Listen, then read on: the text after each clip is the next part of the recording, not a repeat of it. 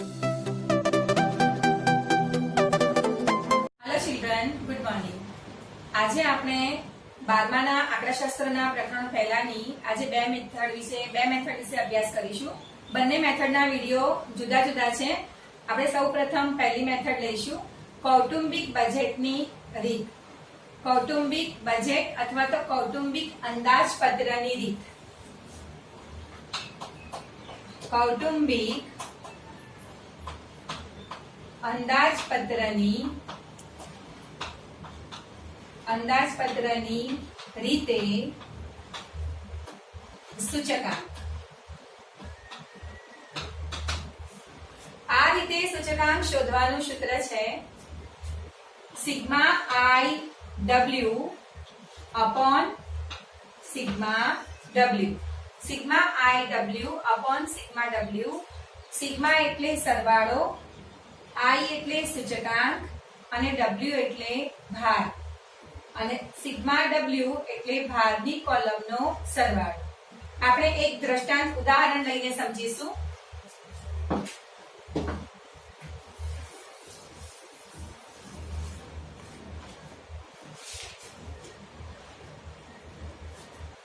ઉદાહરણ નંબર તમારું 17 છે ચોપડીનું, પેજ નંબર 32. અહીંયા જે કોલમો આપેલી છે પહેલા એને આપણે હું ઊભી લખીશ. પહેલી કોલમ બનશે તમારી સમૂહ.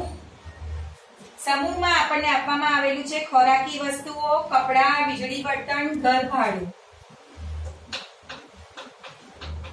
ખોરાકી વસ્તુ, કપડાં, વીજળી બળતણ,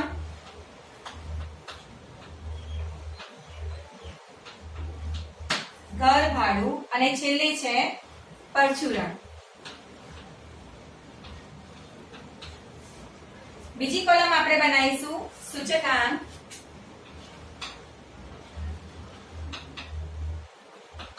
આ કોલમને નામ આપીશું આપણે આઈ. આઈ કોલમની અંદર રકમ છે 281, 177,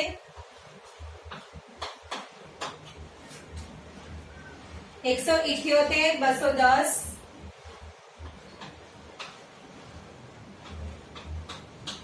અને લાસ્ટમાં છે 242. હવે જુઓ, આ દાખલાની અંદર રકમની અંદર જ આપણને ભાર આપી દેવામાં આવેલો છે. ભાર આપણને આપેલો છે, ભારને આપણે કહીશું W. ભારને આપણે નામ આપીશું W. W ની કોલમમાં 46, 10, 7, 12, 25. 46, પછી આવશે 10, 7, 12 અને લાસ્ટમાં 25. હવે આપણું સૂત્ર છે I બરાબર સિગ્મા I W છેદમાં સિગ્મા W. એકદમ સિમ્પલ રીત છે, એકદમ સહેલી મેથડ છે. સિગ્મા I W છેદમાં સિગ્મા W. તો સૌથી પહેલા આપણે કઈ બે કોલમોનો ગુણાકાર કરીશું? I અને W. આ બે કોલમોનો આપણે શું કરીશું? ગુણાકાર. એટલે આ એક I અહીંયા છે અને આ W છે. દરેક જણા રેડી છો કેલ્સી હાથમાં લઈને? ઓકે. તો હવે આપણે કઈ કોલમોનો ગુણાકાર કરીશું? I કોલમ અને W કોલમ. સૌથી પહેલા 281 ગુણ્યા 46.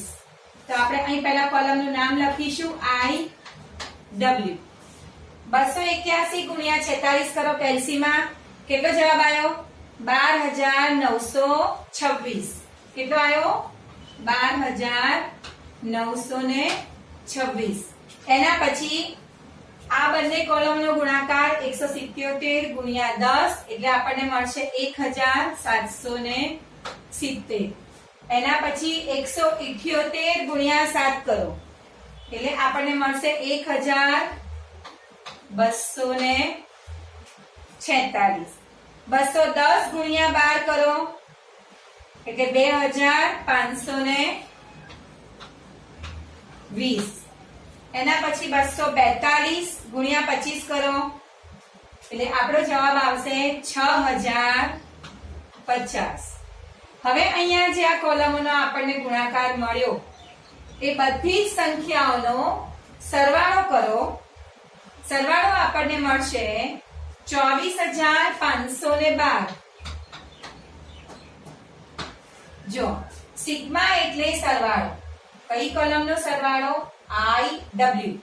તો આ કોલમ આપણી આવેલી છે IW અને આ જે સરવાળો મળ્યો એને કહેવાય સિગ્મા IW. એના પછી હવે આપણને જોઈશે સિગ્મા W. સિગ્મા એટલે સરવાળો, W એટલે ભાર. ભારની કોલમનો સરવાળો આપણો થશે 100. કેટલો થશે? 100. હવે આ બંને જવાબો સૂત્રમાં મૂકી દો. સિગ્મા IW એની જગ્યાએ કેટલા મૂકીશું? 24,512. તો અહીં મૂકી દઈશું આપણે 24,512 અને એને ભાગાકારમાં મૂકી દઈશું 100. બે દશાંશ ચિહ્ન કાપતા આપણો જવાબ આવશે 245.12. આ તમારો દાખલો અહીંયા કમ્પ્લીટ થઈ ગયો. 245.12. આમ આધાર વર્ષની સરખામણીએ ચાલુ વર્ષના કુલ ખર્ચમાં હવે આપણે શોધવાનું છે કે ભાઈ વધારો થયો છે કે ઘટાડો થયો છે. આધાર વર્ષની સરખામણીમાં ચાલુ વર્ષનો જે કુલ ખર્ચો થયો એમાં આપણે ચેક કરીશું કે વધારો થયો છે કે ઘટાડો થયો છે. તો કેવી રીતે ચેક કરીશું? તો આ જે જવાબ આપણને મળી ગયો છે 245.12, આ 245.12 માંથી 100 ને માઈનસ કરી દઈશું. 100 ને માઈનસ કરતા આપણને જવાબ કેટલો મળશે? 145.12 જેટલો શું જોવા મળ્યો? વધારો. કેટલો વધારો જોવા મળ્યો? 145.12. હવે જે જવાબ આવ્યો એ આપણી કઈ સંજ્ઞામાં આવશે? ટકામાં. શેમાં આવશે? ટકામાં. એટલે 145.12% જેટલો આપણને આધાર વર્ષની સરખામણીએ ચાલુ વર્ષની સરખામણીના ખર્ચમાં વધારો થયેલો જોવા મળે છે. ઓકે, બજેટની રીત શીખી એ એકદમ સિમ્પલ મેથડ હતી જેમાં આપણને I પણ આપેલો હતો અને W પણ આપેલું હતું. પણ હવે જે હું મેથડ શીખવાડું છું એમાં I તમને આપેલો નથી. I શોધવાનો છે જે તમારી ચોપડીનું ઉદાહરણ નંબર 18 છે. એમાં I શોધી અને પછી આ દાખલો મેથડ એના એ જ છે, સૂત્ર પણ એના એ જ છે, પણ IW આપેલો નથી. તો IW પહેલા શોધવાનો, IW ની ગણતરી કરવાની અને પછી એની રકમ આપણે સૂત્રમાં મૂકીશું એટલે જવાબ આવશે. ચલો તો આપણે હવે ચાલુ કરીએ. ઓકે, સૌથી પહેલી હું કોલમ બનાવીશ વસ્તુ, એકમ, જથ્થો. પહેલી કોલમ આપણી બનશે વસ્તુ. વસ્તુના નામ છે ઘઉં, ચોખા, દાળ, તેલ, કાપડ, કેરોસીન. ઘઉં, ચોખા, દાળ, તેલ, કાપડ અને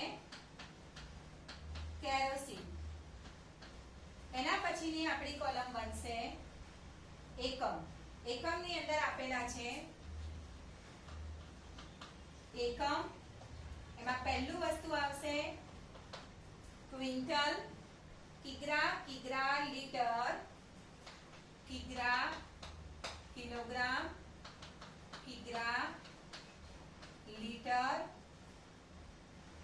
મીટર, લીટર, મીટર, એના પછી લીટર. આ એકમ આપણા તૈયાર થઈ ગયા. એના પછી હવે આપણને આપેલો છે જથ્થો.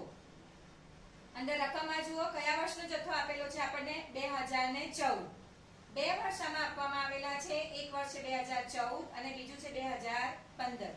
2014 જે આપવામાં આવેલું છે એ છે આધાર વર્ષ અને 2015 જે છે એ છે ચાલુ વર્ષ. હવે આપણને 2014 નો જથ્થો આપવામાં આવેલો છે તો જથ્થાને આપણે કહીશું ક્વોન્ટિટી. ક્વોન્ટિટી 2014 એટલે કે આધાર વર્ષની ક્વોન્ટિટી, તો એને આપણે કહીશું Q0. શું કહીશું? Q0. Q0 ની કોલમ તૈયાર કરતા 35, 25, 20, 10. 35, 25, 20, 10,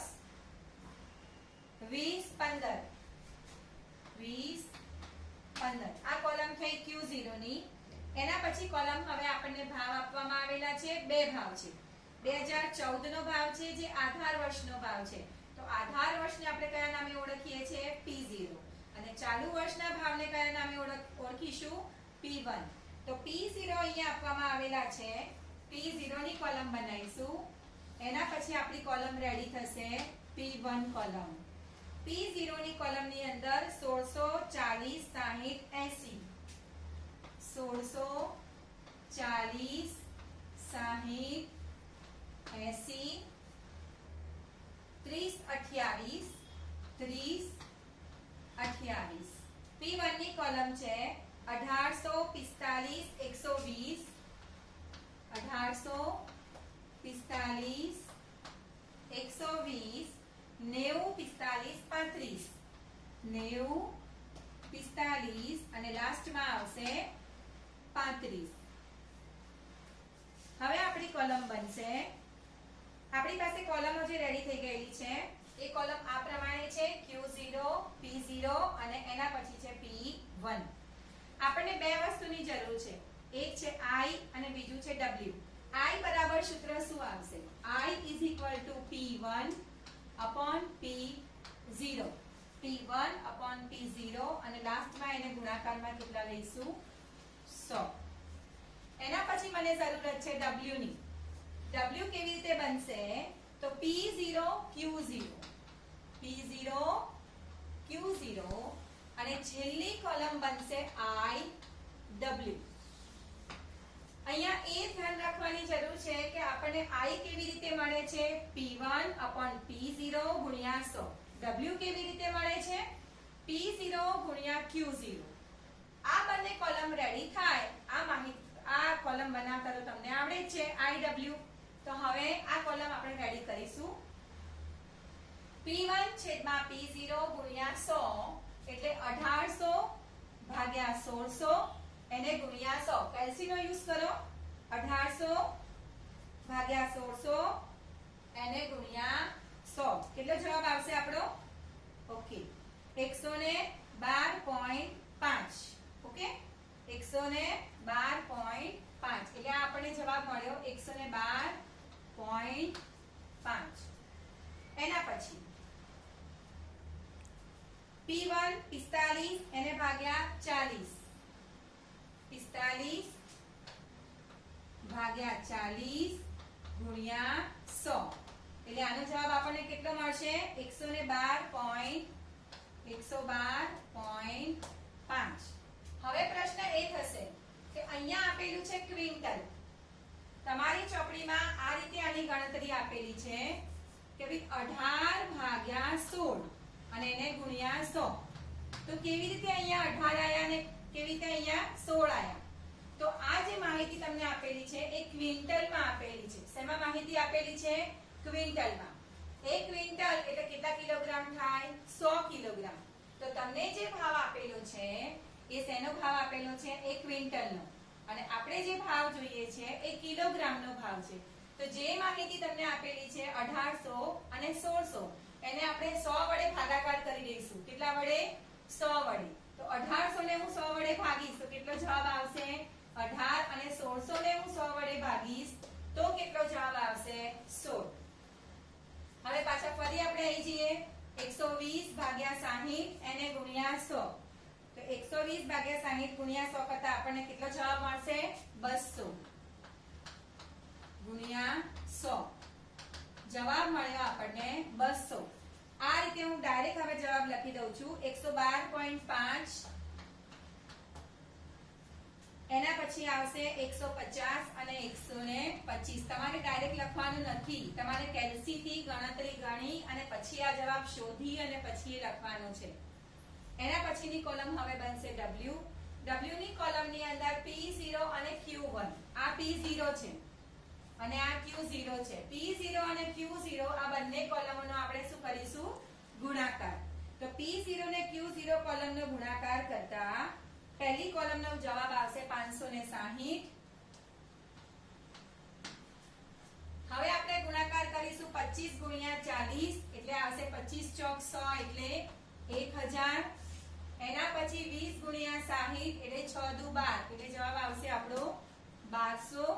એના પછી 10 ગુણ્યા 80 એટલે જવાબ આવશે આપણો 800, 20 ગુણ્યા 30 એટલે જવાબ આવશે 600 અને 15 ગુણ્યા 28 એટલે આપણો જવાબ કેટલો આવશે 420. બંને કોલમોનો સરવાળો કરતા i ની કોલમનો સરવાળો આપણને શોધવાની જરૂર છે નહીં. w ની કોલમનો સરવાળો કરો 4580. હવે આ લાસ્ટ કોલમ રેડી કરીશું. એ કોલમનું નામ છે i અને w. આ બંને કોલમોનો શું કરતા ગુણાકાર કરતા. તો પહેલાનો જવાબ આપણને કેટલો મળ્યો છે 112.5. 112.5 ગુણ્યા 560 કરો એટલે જવાબ કેટલો આવશે 63000. કેટલો આવશે 63000. એના પછી 112.5 એને ગુણ્યા 1000 કરો એટલે આપણને મળશે 1,12,500. એના પછી 200 ગુણ્યા 1200 કરો. 200 એને ગુણાકારમાં 1200 એટલે 2,40,000. એના પછી 112.5 ગુણ્યા 800 કરો એટલે આપણો જવાબ આવશે 90,000. 150 ગુણ્યા 600 કરો એટલે એનો પણ જવાબ આવશે 90,000. અને લાસ્ટમાં 125 ગુણ્યા 420 એટલે જવાબ આવશે 52,500. હવે આપણે આ કોલમનો સરવાળો કરતા ટોટલ 80 માં બધી જ સંખ્યાઓનું ટોટલ મારો. સરવાળો આવશે 6,48,000. 6,48,000. હવે આપણું કૌટુંબિક બજેટનું સૂત્ર મૂકીશું. કૌટુંબિક અંદાજપત્રની રીતે સૂચકાંક. કયું સૂત્ર હતું સિગ્મા IW છેદમાં સિગ્મા W. સિગ્મા IW અહીં કેટલા મળ્યા છે આપણને 6,48,000 એને ભાગ્યા સિગ્મા W કેટલા મળ્યા 4,580.